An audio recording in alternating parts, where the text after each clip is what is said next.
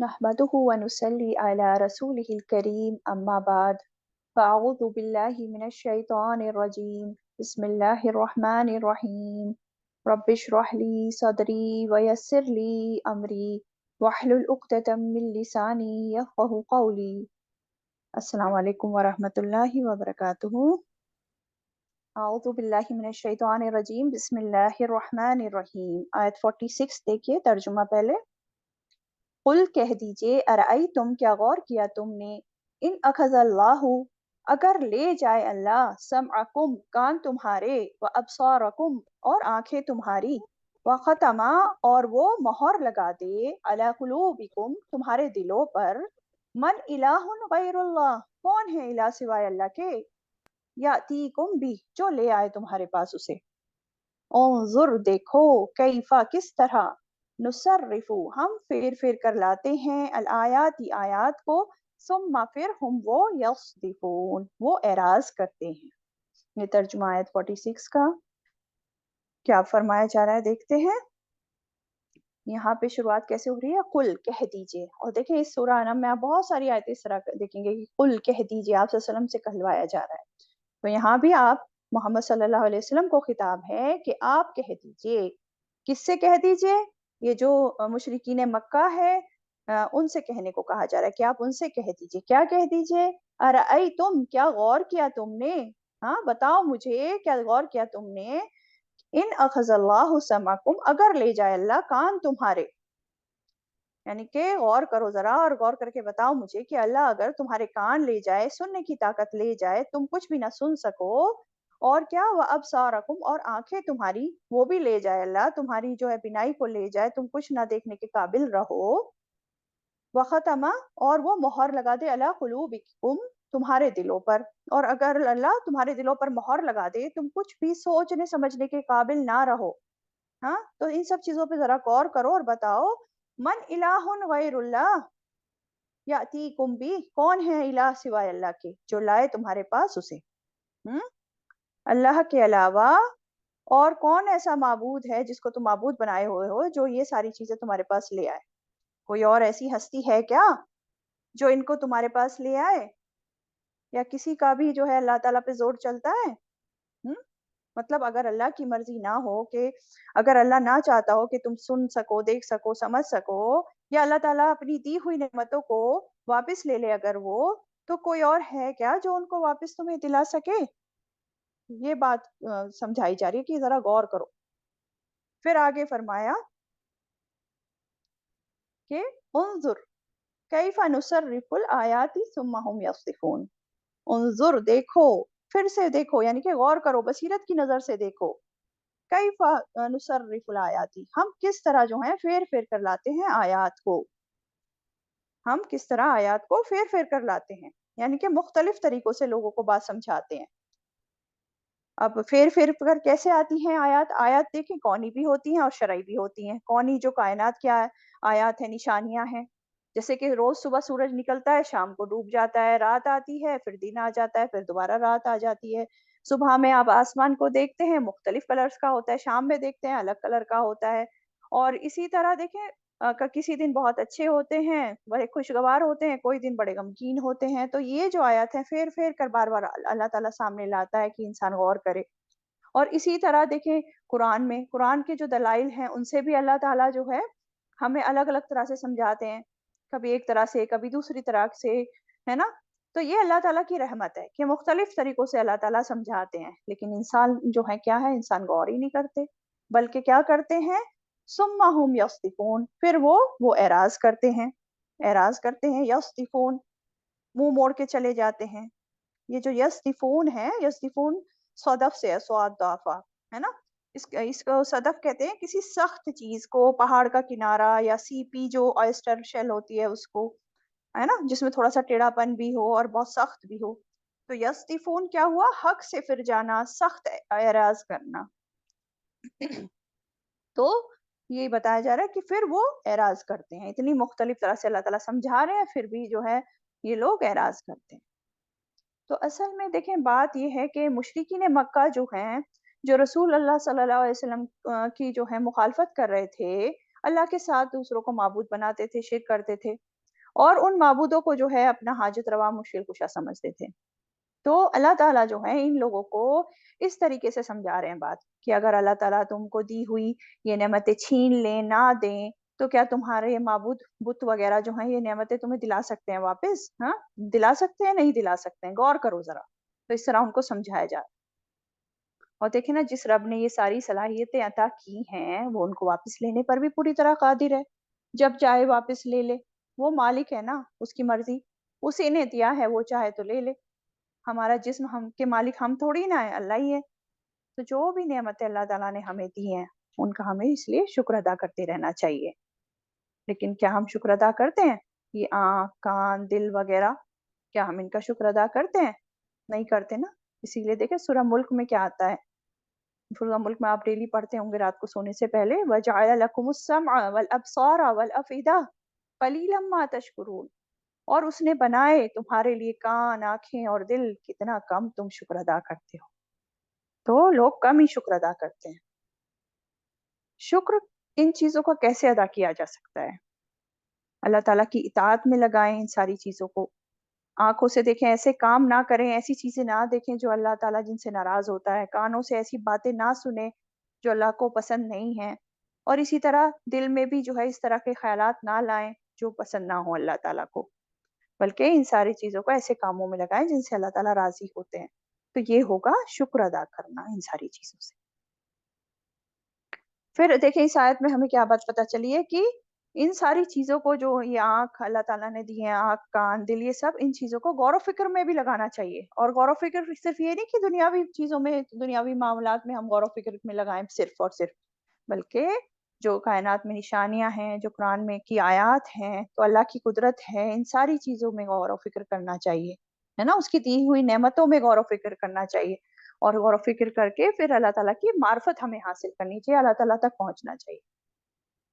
ठीक है। और देखिए इस आयत में और क्या बात हमें समझ में आ रही है, जो है ये भी बात समझ में आ रही है कि सारी चीजें तो अल्लाह ताला की हैं, है ना। और तो अल्लाह ताला ही हर चीज पर कादिर है। तो मान लो कोई भी हमें बीमारी होती है, कोई किसी चीज का नुकसान होता है हमारे जिस्म में, या कोई परेशानी भी आ जाती है, कुछ भी, तो अल्लाह ताला को ही बस पुकारना चाहिए हमें, है ना। असबाब तो देखें इख्तियार करेंगे, हम डॉक्टर के पास जाएंगे, इलाज करेंगे, लेकिन तवक्कल किस पर होना चाहिए? अल्लाह ताला पर होना चाहिए, क्योंकि अल्लाह ताला ही शिफा देने वाला है। तो ये सारी बातें हमें इस आयत से समझ में आई। आयत 47, कुल अराइतकुम, कह दीजिए क्या गौर किया तुमने, इन अताकुम अजाबुल्लाही, अगर आ जाए तुम्हारे पास अजाब अल्लाह ताला का, बगततन, अचानक, औ जहरतन, या एलानिया, हल युहलकु, नहीं हलाक किए जाएंगे, इल्ला, मगर, अलकौमु ज़ालिमून, मगर लोग जो जालिम हैं। यहाँ देखें फिर से आयत शुरू हो रही है, कुल अराइतकुम, कुल कह दीजिए, क्या गौर किया तुमने। आप सल्लल्लाहु अलैहि वसल्लम को कहा जा रहा है कि आप कह दीजिए इन लोगों से कि क्या गौर किया तुमने, गौर करके जरा बताओ तो मुझे, अगर तुम्हारे पास अल्लाह ताला का अजाब अचानक आ जाए, ये जो बात हो रही है ना, इन अताकुम अजाब अजाब अल्लाही, अजाबुल्लाही बगततन, बगततन की जो बात हो रही है, तो बगततन में बगत से है ये वर्ड, यानी कि बगत कहते हैं किसी चीज का अचानक ऐसी जगह से जाहिर हो जाना जिसके बारे में इंसान ने कभी सोचा भी ना हो। और बगततन जो हो गया, यानी कि बगैर किसी किसी भी निशानी के, बगैर किसी तमहीद के, या बगैर इत्तला किए एकदम से कुछ हो जाए, उसको कहते हैं बगततन, अचानक। जैसे जलजला आता है ना अचानक और सब कुछ तबाह हो जाता है, तो बगततन, अचानक। औ जहरतन, या एलानिया। जहर कहते हैं जाहिर होना, नुमाया होना, नजरों के सामने होना, यानी निशानी के साथ जो है, तमहीद के साथ एलानिया तौर पे जाहिर होना किसी चीज का। तो यहाँ पे यही बात हो रही है कि कह दीजिए क्या गौर किया तुमने, अगर आए तुम्हारे पास अल्लाह का अजाब बगततन, अचानक, औ जहरतन, या एलानिया। अच्छा, एक तो ये जो है बताया कि ये बात है कि बगततन का मीनिंग अचानक और जहरतन का मीनिंग अलानिया। इसके और भी माने आते हैं, जैसे बगततन से मुराद रात लिया गया है और जहरतन से मुराद दिन लिया गया है। यानी अल्लाह का अजाब अचानक रात को आ जाए, یا دن میں بھی آ جائے کبھی بھی. تو اللہ کا عذاب اچانک جو ہے آ سکتا ہے، ایک دم سے اسپونٹینیس، اور آہستہ آہستہ بھی آ سکتا ہے. رات کے وقت بھی آ سکتا ہے، دن کے وقت بھی آ سکتا ہے. یہ ساری بات ہے نا، جیسے کہ سورہ یونس آیت نمبر 50 میں آتا ہے، قُلْ أَرَأَيْتُمْ إِنْ أَتَاكُمْ عَذَابُهُ بَيَاتًا أَوْ نَهَارًا مَاذَا يَسْتَعْجِلُ مِنْهُ الْمُجْرِمُونَ. کہہ دیجئے، کیا غور کیا تم نے، اگر تمہارے پاس اس کا عذاب رات کو یا دن کو آ جائے، کیا ہے جو وہ جلدی طلب کر رہے ہیں اس میں سے مجرم. اسی طرح سورہ اعراف 97 98 میں بھی آتا ہے. اس میں کیا فرمایا، أَفَأَمِنَ أَهْلَ الْقُرَىٰ أَن يَأْتِيَهُمْ بَأْسُنَا بَيَاتًا وَهُمْ نَائِمُونَ. کہ کیا بلا بے خوف ہو گئے بستیوں والے کہ آ جائے ان پر ہمارا عذاب رات کو اور وہ سو رہے ہوں. او امن اہل القرى، یا کیا بے خوف ہو گئے بستیوں والے، ان یاتیہم باسنا ضحی وہم یلعبون، کہ آ جائے ان پر عذاب ہمارا چاش کے وقت اور وہ کھیلتے ہوں. یعنی کہ اللہ تعالیٰ کا عذاب رات کے وقت بھی آ سکتا ہے اور چاش کے وقت، دن کے وقت بھی آ سکتا ہے، جب سو رہے ہوں یا کھیل رہے ہوں یا اپنی ڈیلی ایکٹیویٹیز میں کچھ بھی کر رہے ہوں، تو کبھی بھی آ سکتا ہے. اللہ کا عذاب آتا ہے، لیکن اس میں آگے کیا فرمایا، هل يهلك الا القوم الظالمون، نہیں ہلاک کیے جائیں گے مگر لوگ جو ظالم ہیں. اللہ کا عذاب آتا ہے تو کون ہلاک کیے جاتے ہیں، ظالم لوگ. اب مان لو جیسے کسی بستی پر اللہ تعالیٰ نے پہلے بھی بہت ساری بستیوں کو اپنا عذاب بھیج کر ہلاک کیا ہے نا، پچھلے نبیوں کی قومیں جنہوں نے مان کر نہیں دیا. تو اگر کسی بستی پر اللہ تعالیٰ عذاب بھیجتے تھے اور اس بستی میں پیغمبر موجود ہوتے تو پیغمبروں کو بتا دیا جاتا وحی کے ذریعے کہ ایمان والوں کو لے کر اس بستی سے نکل جاؤ. اور پھر ان کے جانے کے بعد بستی میں پیچھے جو رہ گئے ہوتے وہ ظالم لوگ ہوتے تھے، تو ان ظالم لوگوں کو ہلاک کر دیا جاتا تھا عذاب سے. تو یہی بات ہو رہی ہے کہ نہیں ہلاک کیے جائیں گے مگر لوگ جو ظالم ہیں. لیکن دیکھیں آج بھی جب اگر اللہ تعالیٰ کا عذاب آتا ہے کسی جگہ پر تو اس میں ظالم لوگوں کو تو ہلاک کیا جاتا ہے، لیکن بعض وقت دنیا میں ظالموں کے ساتھ ساتھ بے گناہ لوگ بھی مارے جاتے ہیں. تو دنیا میں تو بے گناہ لوگ بھی مارے جاتے ہیں ساتھ میں، ہے نا، لیکن قیامت کے دن ہر ایک اپنی نیت کے ساتھ اٹھے گا. قیامت کے دن جو نیک لوگ ہوں گے ان کے لیے امن ہوگا، لیکن ظالم لوگ جو ہوں گے تب بھی ہلاک کیے جائیں گے. اس دن صرف ظالم لوگ ہی ہلاک کیے جائیں گے قیامت کے روز. ٹھیک ہے. اور تیسری بات اس میں تیسرا یہ معنی بھی آتا ہے کہ کسی بستی پر عذاب تب آتا ہے جب لوگ وہاں کے ظالم ہو جاتے ہیں. یعنی ظالموں کا جو ظلم ہوتا ہے نا وہ عذاب کو دعوت دیتا ہے، اس ظلم کی وجہ سے پھر اس بستی پر عذاب آ جاتا ہے. اللہ ہم سب کو محفوظ رکھے. تو کیا سبق ہوا اس آیت میں؟ سب سے امپورٹنٹ بات تو دیکھیں یہی ہے کہ ہمیں جو ہے نا کبھی بھی غافل نہیں رہنا چاہیے، نہ دن کے وقت نہ رات کے وقت. رات کو سوئیں تو یہ سوچ کر سوئیں کہ ہو سکتا ہے کہ صبح میں نہ اٹھوں. گھر سے کہیں نکلیں تو یہ سوچ کر نکلیں کہ ہو سکتا ہے لوٹ کے ہی نہ ہوں. اور ہم دیکھتے بھی ہیں ایسے کیسز کہ انسان اچھا خاصا گھر سے آتا ہے اور واپس آ ہی نہیں پاتا ہے، کچھ کا کچھ ہو جاتا ہے. رات کو انسان اچھا بھلا سوتا ہے اور نیند میں ہی جو ہے اس کی روح قبض ہو جاتی ہے. تو ہمیشہ اپنی موت کو ہمیں اپنی عاقبت کو یاد رکھنا چاہیے. اور اگر ایسا کریں گے تو اس سے کیا ہوگا، اس سے انسان جو ہے بیدار رہے گا اور استغفار کرتا رہے گا. دل اس کے اس وجہ سے ہمبل رہیں گے، عاجزی اختیار کر لے گا انسان، ہے نا. اور جب اس کو یہ سب پتا رہے گا کہ اپنی موت اس کو جب یاد رہے گی تو کسی پہ ظلم زیادتی بھی نہیں کرے گا اور اپنی ذمہ داری کو صحیح سے نبھانے کی کوشش کرے گا انسان. اور پھر یہی جو ہے کامیابی کا راز ہے، آخرت کی کامیابی کا. تو ہمیں کبھی بھی غافل نہیں ہونا چاہیے. اور جو انسان غافل رہتے ہیں تو کیا ہوتا ہے، تو وہ سوچتے ہی نہیں ہے، گناہ پہ گناہ کرتے جاتے ہیں، کبھی سوچتے ہی نہیں کہ توبہ بھی کریں. اور ان کو جب مطلب پکڑ تو کبھی بھی آ سکتی ہے، جب اچانک پکڑ آئے گی تو اس وقت پھر موت کے وقت ہمیں معلوم ہے توبہ قبول نہیں ہوتی ہے. تو غفلت سے بچ کے رہنا ہے. اور پھر یہ بات بھی پتہ چل رہی ہے ہمیں کہ اگر ہم امن چاہتے ہیں تو ہمیں ظالم کا ساتھ نہیں دینا چاہیے اور کسی بھی طرح کے ظلم میں ہمیں شرکت نہیں کرنی چاہیے. اور پھر جو امپورٹنٹ بات اس آیت سے ہمیں پتہ چلی کہ اللہ تعالیٰ اس بات پر قادر ہیں کہ ظالم قوموں کو کبھی بھی اچانک پکڑ لیں. یہ ساری باتیں پتہ چل رہی ہیں. تو یہ بتایا گیا کہ کہہ دیجئے کیا غور کیا تم نے، اگر آ جائے تمہارے پاس عذاب اللہ کا اچانک یا علانیہ، نہیں ہلاک کیے جائیں گے مگر وہ لوگ جو ظالم ہیں۔ آیت 48 دیکھتے ہیں اب۔ آیت 48 وَمَا نُرْسِلُ الْمُرْسَلِينَ إِلَّا مُبَشِّرِينَ وَمُنذِرِينَ وَمَا نُرْسِلُ اور نہیں ہم بھیجتے المرسلین رسولوں کو الا مگر مبشرین خوشخبری دینے والے ومنذرین اور ڈرانے والے بنا کر۔ فمن آمنا بس جو کوئی ایمان لایا واصلح اور اس نے اصلاح کر لی فلا خوف علیہم ولا هم یحزنون تو نہ کوئی خوف ہوگا ان پر اور نہ وہ غمگین ہوں گے۔ سبحان اللہ۔ اب دیکھیں کیا بتایا جا رہا ہے اس آیت میں۔ اللہ تعالیٰ نبیوں رسولوں کے بھیجے جانے کا اصل مقصد بیان فرما رہے ہیں کہ وما نرسل المرسلین الا مبشرین ومنذرین اور نہیں ہم بھیجتے رسولوں کو مگر خوشخبری دینے والے اور ڈرانے والے بنا کر۔ مبشرین کون ہوتے ہیں؟ مبشرین خوشخبری دینے والے۔ کس کو خوشخبری دی جائے گی؟ کس کو خوشخبری دیتے ہیں رسول پیغمبر؟ جو اللہ تعالیٰ کی، جو لوگ اللہ تعالیٰ کی اطاعت کرتے ہیں، جو ایمان لا کر نیک کام کرنے والے ہیں، ان کو خوشخبری دی جائے گی اور ان کو اللہ کی جنت کی خوشخبری دی جاتی ہے۔ اور منذرین کیا ہے؟ ڈرانے والے بنا کر، یعنی کہ خبردار کرنے کے لیے بھیجا جاتا ہے رسولوں کو۔ کن کو خبردار کیا جاتا ہے؟ ان کو جو نافرمان ہیں، جو گناہ کرنے والے ہیں، ان کو خبردار کیا جاتا ہے، ان کو ڈرایا جاتا ہے کہ وہ جو کام کر رہے ہیں ان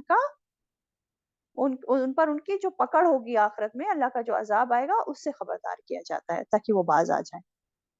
تو یہ ہے ہر نبی اور رسول کا مقصد، اور اس کو پورا کرنے کے لیے اللہ کی طرف سے ان پر وحی آتی ہے، پھر ان کو تعلیمات احکامات دیے جاتے ہیں، اور پھر نبی رسول جو ہیں ان تعلیمات احکامات کو آگے بندوں تک پہنچاتے ہیں۔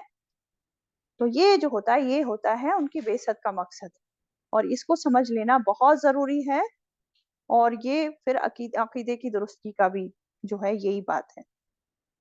نبی رسولوں کو دیکھیں اس لیے نہیں بھیجا جاتا کہ وہ لوگوں کو کرشمے دکھائیں، معجزے دکھائیں اور لوگ ان سے الٹے سیدھے مطالبے پورے کروائیں، اس لیے نہیں بھیجا جاتا ہے نبی اور رسولوں کو۔ پھر آگے فرمایا فمن آمن واصلح بس جو کوئی ایمان لایا اور اس نے اصلاح کر لی، یعنی کہ یہ ڈراوے اور یہ خوشخبریاں سن کے تو جو کوئی ایمان لایا اور اصلاح کر لی، یعنی جو انبیاء کی باتوں پر یقین کر لے، مان لے، جن باتوں پر وہ خوشخبری دیے جاتے ہیں ان کو مان کر ان پر عمل کر لے، اور غلط کاموں سے جن سے وہ ڈراتے ہیں ان سے باز آ جائیں، ان سے ڈر کر ان کاموں کو چھوڑ دیں، توبہ کر لیں، اصلاح کر لیں، اور اپنی اصلاح بھی کر لیں، جو الگ سے بات آئی نا وہ اصلاح، اور اس نے اصلاح کر لی۔ اپنے اصلاح کس کس چیز کی اصلاح کر لی؟ اپنے ایمان کی سب سے پہلے اصلاح کر لی، اپنی نیتوں کی اصلاح کر لی، اپنے اعمال کی اصلاح کر لی۔ اور اصلاح کب ہوگی اعمال کی؟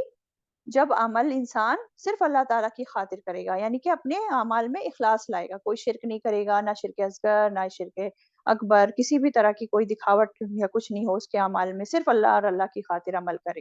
اور دوسرا جب وہ عمل آپ صلی اللہ علیہ وسلم کے بتائے گئے طریقہ پر ہو، تو یہ ہوتا ہے اصلاح کرنا۔ تو ایسے لوگوں کے لیے پھر دیکھیں کیا ہے، فلا خوف علیہم ولا هم یحزنون، تو نہ تو ان پر کوئی خوف ہوگا اور نہ ہی وہ غمگین ہوں گے۔ اب خوف جو ہوتا ہے وہ ہوتا ہے فیوچر کا، مستقبل کا، اور غم جو ہوتا ہے وہ ہوتا ہے ماضی کا، پاسٹ کے حالات کا، ہے نا۔ تو جو دیکھیں جو ایمان والے لوگ ہیں جنہوں نے زندگی قرآن اور سنت کے مطابق گزاری ہوگی، ان کو تو نہ مرتے وقت کوئی خوف ہوگا، نہ قبر میں خوف ہوگا، نہ قیامت کے دن خوف ہوگا جب دوبارہ اٹھائے جائیں گے۔ کیونکہ دیکھیں خوف ہوتا ہے نا انسان کو، جب انسان کی موت آ رہی ہوتی ہے تو اس وقت بھی اس کو خوف ہوتا ہے کہ ہاں میں مر رہا ہوں، کیا ہوگا۔ پھر مرنے کے بعد قبر کی زندگی کا خوف ہوتا ہے، پھر اس کے آگے کی زندگی کا خوف ہوتا ہے۔ لیکن جب ایمان لا کر نیک عمل کرتے ہوئے زندگی بسر کرتا ہے انسان، تو پھر یہ خوف بھی نکل جاتا ہے جب وہ اپنے مرنے کے بعد اپنے اچھے انجام کو دیکھتا ہے، اور فرشتے جو ہے استقبال کرتے ہیں اور یہ ساری چیزیں ہوتی ہیں، تو وہ خوف بھی نکل جاتا ہے۔ اور نہ کوئی غم ہوگا۔ غم کس کا ہوتا ہے؟ پچھلی باتوں کا ہوتا ہے، پاسٹ کا ہوتا ہے نا، پچھلی زندگی کا ہوتا ہے۔ تو جب وہ मर जाएगा और मरने के बाद जाएगा अगली जिंदगी में, तो उसको अपनी पिछली छोड़ी हुई चीजों पे गम भी नहीं होगा कि दुनिया में मैं ये छोड़ के आ गया, अपनी औलादे छोड़ के आ गया, अपना काम और ये सब छोड़ के आ गया, उस पर भी कोई गम नहीं होगा। और जो उसे दुनिया में कमी रह गई, जो उसे नहीं मिली चीजें, जो नेमतें नहीं मिली, उस पर भी गम नहीं होगा, क्योंकि इससे बेहतर बदल उसको मिल जाएगा अगर उसने जो है कुरान और सुन्नत के मुताबिक जिंदगी गुजारी होगी, है ना।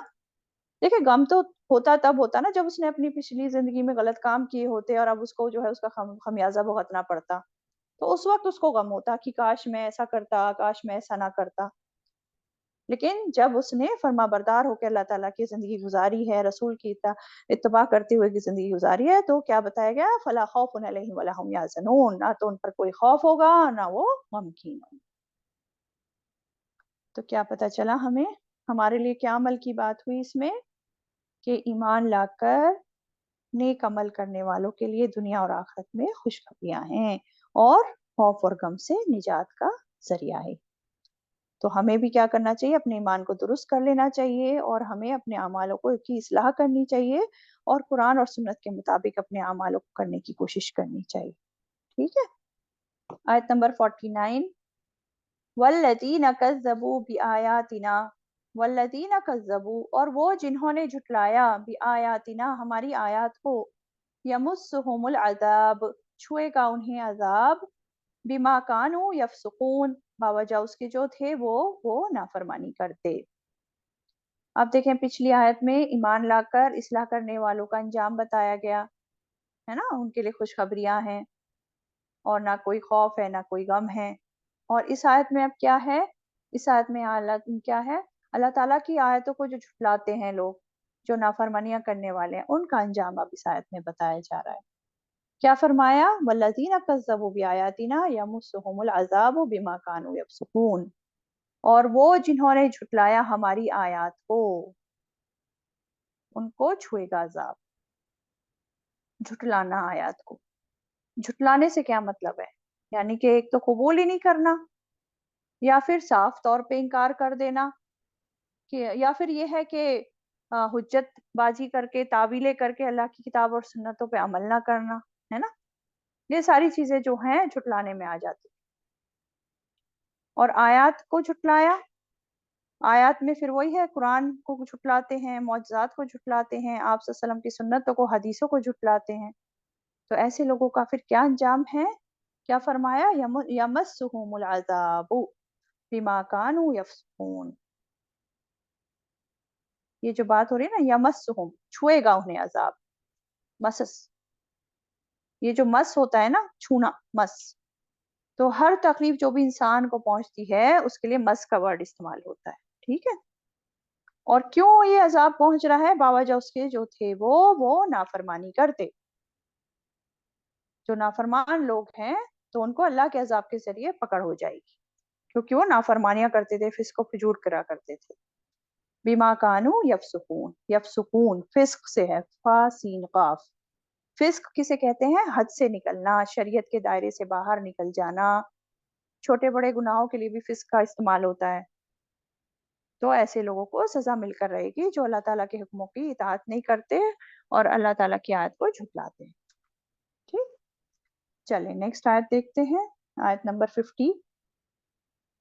कुल ला अक़ूलु लकुम इंदी खज़ाइनुल्लाह, कुल कह दीजिए, ला अक़ूलु नहीं मैं कहता, लकुम तुमसे, इंदी मेरे पास, खज़ाइनुल्लाह खजाने हैं अल्लाह के, वला आलमू और नहीं मैं जानता, अल गैबा गैब को, वला अक़ूलु और नहीं मैं कहता, लकुम तुमसे, इन्नी बेशक मैं मलक फरिश्ता हूँ, इन अत्तबिउ नहीं मैं पैरवी करता, इल्ला मगर मा जो यूहा इलै वही की जाती है तरफ में। कुल कह दीजिए, हल यस्तविल आमा वल बसीर, हल यस्तवी क्या बराबर हो सकता है, अल आमा अंधा, वल बसीर और देखने वाला, अफला ततफक्करून क्या फिर नहीं तुम गौर व फिक्र करते। अब ये जो आयत है ये बहुत ही इम्पोर्टेंट आयत है और अकीदे की दुरुस्तगी के लिए इस आयत को समझना बहुत ज़रूरी है, अच्छे से समझना। यहाँ देखिए फिर से आप सल्लल्लाहु अलैहि वसल्लम को खिताब है, कुल कह दीजिए, آپ وسلم کو خطاب کر کے ان کو خاص تبلیغ کے متعلق جو ہے حکم دیا جا رہا ہے کہ آپ کہہ دیجئے. اور کس سے کہا جا رہا ہے؟ مشرکین مکہ سے کہہ دیجئے. کیا کہہ دیجئے؟ لا اقول لکم عندی خزائن اللہ، کہ نہیں میں کہتا تم سے کہ میرے پاس خزانے ہیں اللہ کے. یعنی کہ آپ صلی اللہ علیہ وسلم سے کہلوایا جا رہا ہے کہ آپ جو ہے ان لوگوں سے کہہ دیجئے کہ میں یہ نہیں کہتا کہ میرے پاس اللہ تعالیٰ کے خزانے ہیں، یعنی میں تو ایک رسول ہوں اور اللہ کا پیغام سنانے مجھے بھیجا گیا ہے، اور میں رسول ہوں، اور اس کا یہ مطلب یہ نہیں ہے کہ اللہ تعالیٰ کے سارے خزانوں کی چابیاں جو ہیں مجھے مل گئی ہیں، ہر قسم کا رزق وغیرہ. خزانے میں کیا کیا آ جائے گا؟ خزانے پلورل ہے، یعنی کہ ہر قسم کا رزق اس میں انکلوڈیڈ ہے نا. تو میں یہ نہیں کہتا کہ اللہ کے خزانوں کا مالک بن گیا ہوں، جسے چاہے میں دوں، جسے چاہے نہ دوں. میرے پاس اللہ کے اختیار میں سے کوئی اختیار نہیں ہے. اور یہاں پہ دیکھیں خاص طور پر ان مشرکوں کو جواب دیا جا رہا ہے جو کہ معجزات طلب کرتے تھے، جو کہتے تھے کہ نبی صلی اللہ علیہ وسلم اشارہ کریں تو پہاڑ سونے کا بن جائے، اشارہ کریں تو نہریں نکل پڑیں، چشمے پھوٹ پڑیں، اور اشارہ کریں تو وہاں پر باغات اگائیں، اشارہ کریں تو محلات تعمیر ہو جائیں. اس طرح کے عجیب و غریب مطالبے کرتے تھے جو. تو ان معجزات طلب کرنے والوں کو جواب دیا جا رہا ہے کہ معجزے بھی اللہ کی مرضی سے ہی آتے ہیں، میں اپنی مرضی سے کوئی معجزے نہیں دکھا سکتا. اور اس آیت کے پارٹ میں ہمارے لیے بھی بڑا سبق ہے کہ ہر خزانے کا مالک اللہ تعالیٰ ہے. اللہ تعالیٰ کے سوا دوسرا کوئی اور کسی بھی خزانے کا مالک نہیں ہے نا. اللہ سے ہی صرف ہمیں دعا کرنی چاہیے. اس لیے کوئی بھی چیز ہمیں چاہیے، چھوٹی بڑی چیز کوئی بھی چیز، ہمیں صحت چاہیے، اولاد چاہیے، مال چاہیے، رزق چاہیے، جنت چاہیے، کچھ بھی چاہیے، صرف اللہ تعالیٰ سے ہمیں مانگنا چاہیے.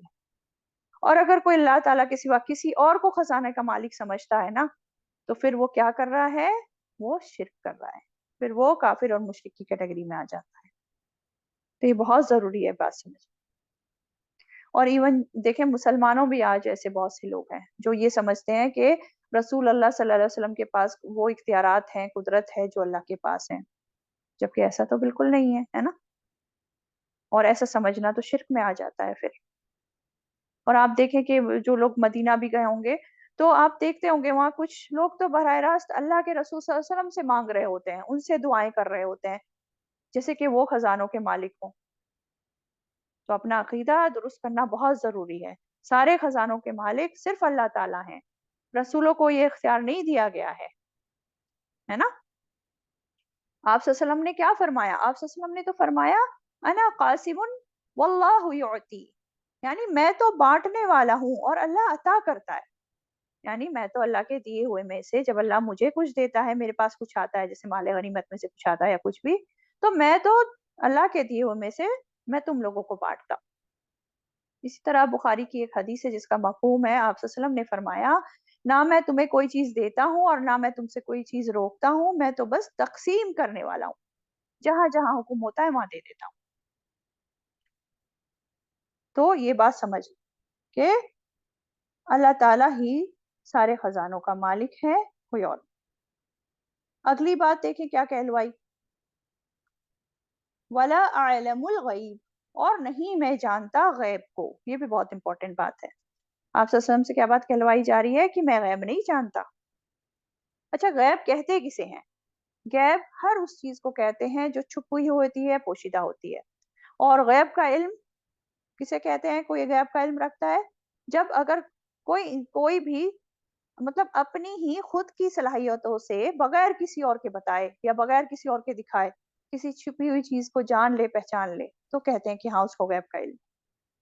لیکن غیب کا علم صرف اللہ تعالیٰ کو ہے. اللہ تعالیٰ کے سوا کسی اور کو غیب کا علم نہیں ہے مکمل طور پہ. آپ صلی اللہ علیہ وسلم کو بھی نہیں ہے، اور نہ ہی کسی اور دنیا کی مخلوق کو غیب کا علم ہے. دیکھیں آپ صلی اللہ علیہ وسلم کو بھی مستقبل کا جو ہے صرف اتنا ہی علم تھا جتنا وحی کے ذریعے انہیں بتا دیا گیا، یا پرانی قوموں کے بارے میں جو ان کو وحی کے ذریعے بتا دیا گیا. تو آپ صلی اللہ علیہ وسلم بھی وہی بتاتے تھے، اتنا ہی بتاتے تھے جتنا کہ ان کو بتایا گیا وحی کے ذریعے، ہے نا. اتنی ہی جو پیشن گوئیاں کی ہیں آپ صلی اللہ علیہ وسلم نے، قیامت کے حالات بتائے، جنت دوزخ کے بارے میں بتایا، ان کو معراج کی سیر کرائی گئی تھی نا، تو ان کو جو بھی بتایا گیا وحی کے ذریعے بتایا گیا، معراج پہ دکھایا گیا، بتایا گیا، تو اسی کے بیسس پہ جو ہے وہ آگے انہوں نے لوگوں کو بتایا. تو اس میں یہی ہے کہ آپ صلی اللہ علیہ وسلم کیا کہہ رہے ہیں، وَلَا أَعْلَمُ الْغَيْبَ، اور نہیں میں جانتا غیب کو، میرے پاس غیب کا علم نہیں ہے. تو یہ سمجھنے کی بات ہے بہت امپورٹنٹ کہ جب آپ صلی اللہ علیہ وسلم کے پاس غیب کا علم نہیں ہے تو پھر اور کس کے پاس غیب کا علم ہوگا؟ کیا کسی پیر جو ہوتے ہیں یا پیر ولی بزرگ یا عالم عابد یا نجومی یا کاہن، کیا ان کے پاس پھر غیب کا علم ہوگا؟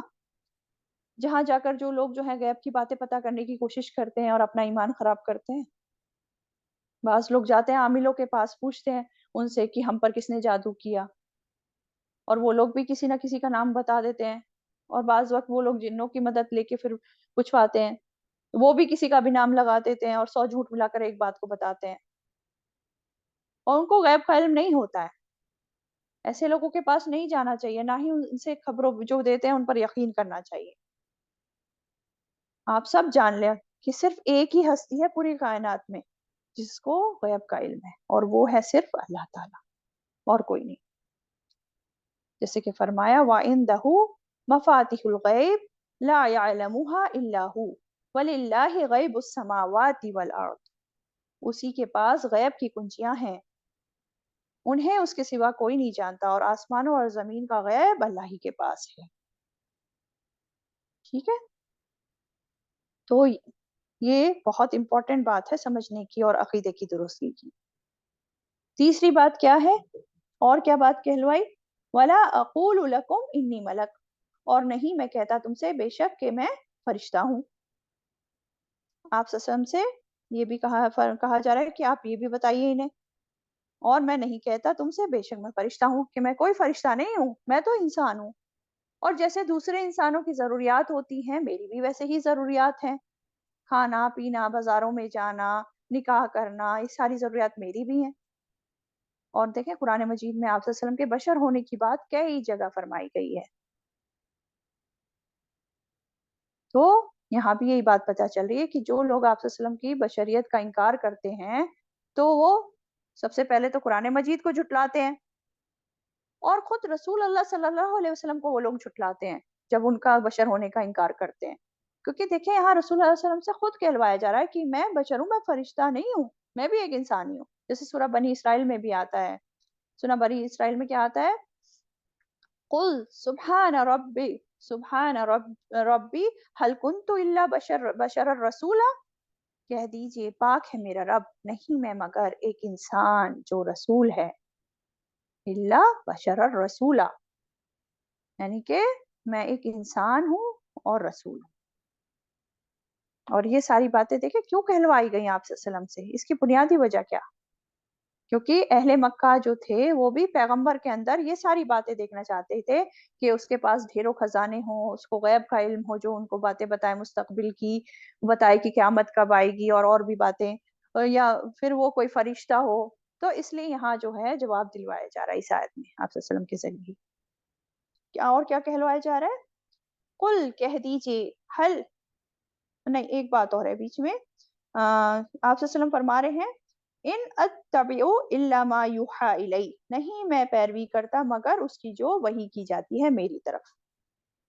یعنی کہ آپ صلی اللہ علیہ وسلم فردر بتا رہے ہیں کہ میں تو ایک انسان ہوں، رسول ہوں، فرق صرف اتنا ہے کہ مجھ پر اللہ کی طرف سے وحی آتی ہے اور میں اس وحی کی پیروی کرتا ہوں، اس پر چلتا ہوں. میں تو وحی پہ اپنی خواہشات کی پیروی نہیں کرتا. اللہ تعالیٰ جو بھی بات وحی کے ذریعے مجھے بتاتے ہیں میں اس کی پیروی کرتا ہوں، اس پہ چلتا ہوں، اور تم لوگوں کو وہ بات بتاتا ہوں. اور جو چیز مجھے نہیں بتائی جاتی وہ مجھے نہیں پتا ہوتی ہے نا، مجھے تو غیب کا علم نہیں ہے. پھر آگے بتایا جا رہا ہے قل هل يستوي الاعمى والبصير، کہہ دیجئے کیا برابر ہو سکتا ہے اندھا اور دیکھنے والا، اندھا اور دیکھنے والا کیا برابر ہو سکتے ہیں؟ فزیکلی بھی اندھے اور دیکھنے والے برابر نہیں ہو سکتے ہے نا. اور یہاں اندھے سے مراد کون ہے؟ اندھے سے مراد جو کافر لوگ ہیں، اور بس دیکھنے والا بصارت رکھنے والا سے مراد ایمان والے لوگ. یا یہ کہہ لیں کہ اندھے سے مراد گمراہ لوگ، بصارت رکھنے والا ہدایت یافتہ. یا اندھے سے مراد جاہل اور دیکھنے والا عالم. تو جو کافر ہے، جاہل ہے، جسے قرآن اور سنت کا علم نہیں، جو گمراہیوں میں ڈوبا ہوا ہے، کیا وہ ایک مومن ہدایت یافتہ قرآن اور سنت کا علم رکھنے والا اور اس پر عمل کرنے والے کے برابر ہو سکتا ہے کبھی؟ ہاں، نہیں ہو سکتا نا۔ افلا تتفکرون، کیا پھر نہیں تم غور و فکر کرتے؟ غور و فکر کرو ذرا، دیکھو کیا یہ دونوں برابر ہو سکتے ہیں؟ ساری چیزوں پہ غور و فکر کرو، پیچھے بھی جو باتیں بتائی گئی ہیں ان پہ بھی غور و فکر کرو۔ افلا تتفکرون، کیا پھر نہیں تم غور و فکر کرتے؟